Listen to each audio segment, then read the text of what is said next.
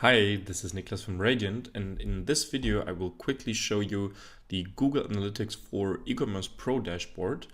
In the last years I've spent hundreds of hours working with Looker Studio, and I put all of this knowledge into my Pro dashboards, and this one is for Google Analytics for e-commerce.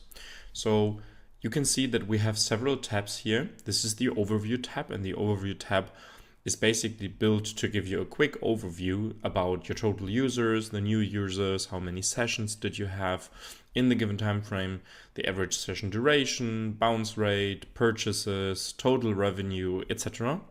And this is actually data from our website, from Radyant.io. So you can see that, for example, we don't have the items purchased already set up for so long, but as you can see, we also have like the total users and sessions by time, and also the total revenue and the purchases. So it's pretty easy to actually see how the performance is progressing over time, the purchase conversion rate, and the AOV. And you also have this like in a nice table with a heat map date by date. So you can quickly see how this develops over time. You can see the total users by device category and so on. And then we have different tabs that basically go into more detail for the different aspects that are important to improve your website performance.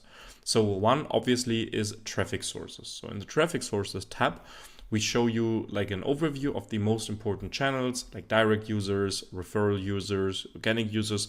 How did they develop over time? This is always calculated dynamically based on this period and then the period before. And of course, you can also just switch this to, for example, give you a little bit of a longer time frame and show the data from 1st of July, for example, until now, September 26th. And this, for example, is pretty nice, mostly works well with a shorter time period, to actually see the total users by your first user channel group. So you can quickly see, okay, how did my direct users develop? And then you can see here, okay, obviously there has been a big spike in referral traffic, and this is very easy to see here.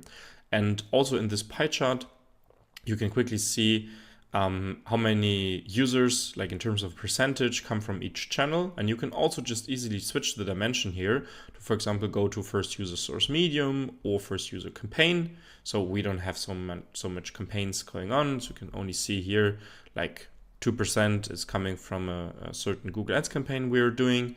We have this nice pivot table here. We like to use pivot tables to give you like a quick overview about important metrics, like in a single view.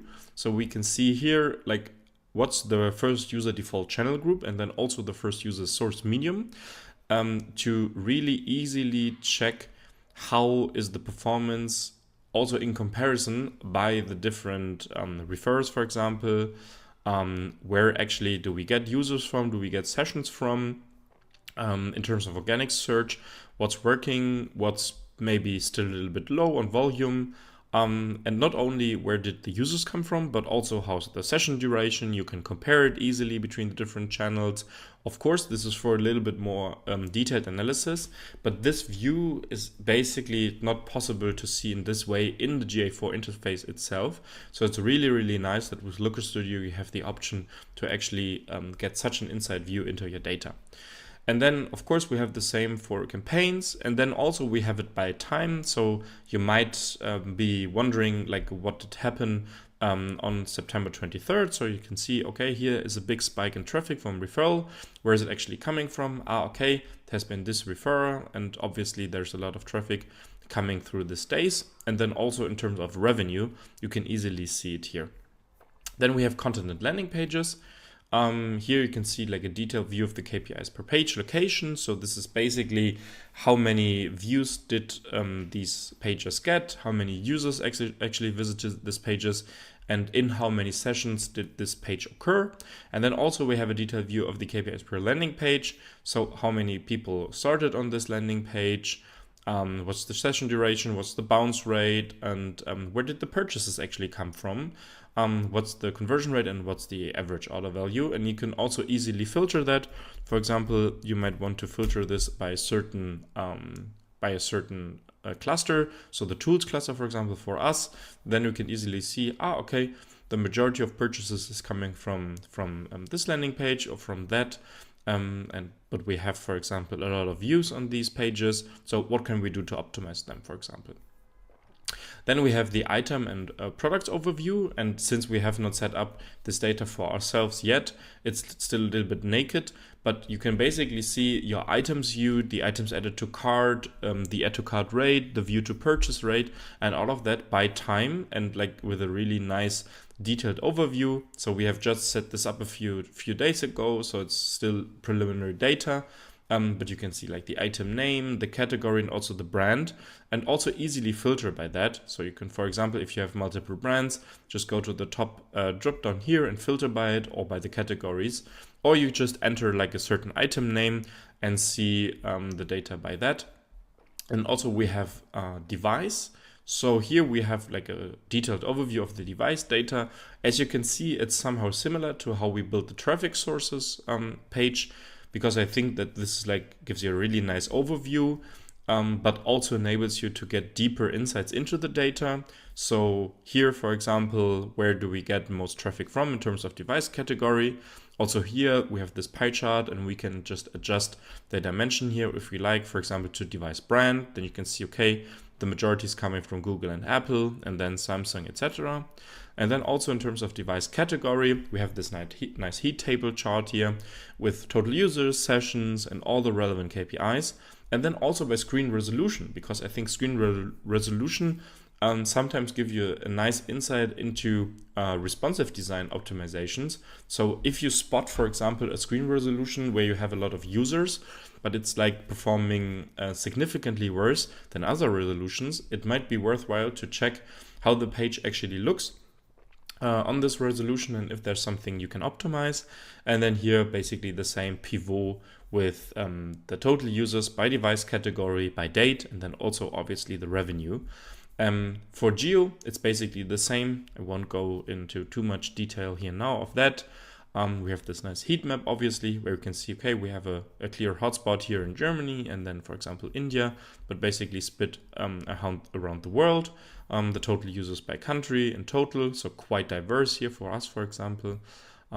You also have the detailed overview by country and then also by city, because sometimes it might be nice to see from which cities your users and your purchases actually come from, and then the same with the pivot table.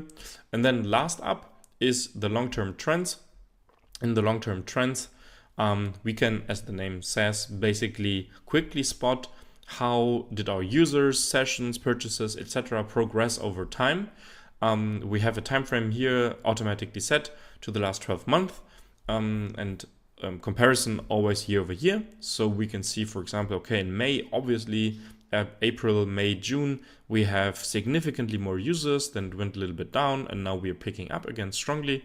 And also in terms of revenue. So last year we didn't have any sales on our website yet because we did a few changes in terms of how we sell products, etc.